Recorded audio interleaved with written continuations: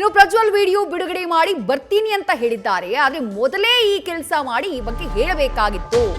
ಪ್ರಜ್ವಲ್ ರೇವಣ್ಣ ಅವರ ವಿಡಿಯೋ ವಿಚಾರಕ್ಕೆ ಸಂಬಂಧಪಟ್ಟ ಹಾಗೆ ಚಿಕ್ಕಬಳ್ಳಾಪುರದಲ್ಲಿ ವಿಪಕ್ಷ ನಾಯಕ ಆರ್ ಅಶೋಕ್ ಅವರು ಕೊಟ್ಟಂತ ಹೇಳಿಕೆ ಮೊದಲೇ ಹೇಳಿದ್ರೆ ಅದಕ್ಕೊಂದು ಅರ್ಥವಾಗಿರ್ತಾ ಇತ್ತು, ಅರ್ಥಪೂರ್ಣವಾಗಿರ್ತಾ ಇತ್ತು.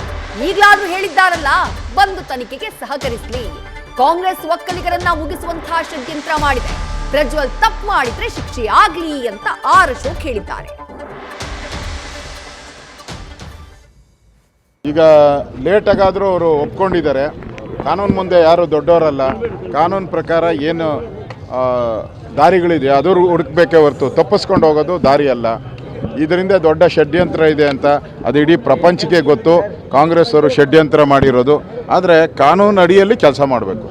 ಇದೊಂದು SIT ರಚನೆ ಮಾಡಿರೋದು ಕಾಂಗ್ರೆಸ್ ಅವರು ಅವ್ರ ಕಡೆಯವ್ರನ್ನ ಸೇವ್ ಮಾಡೋಕ್ಕೋಸ್ಕರ ಮಾಡಿರೋದು.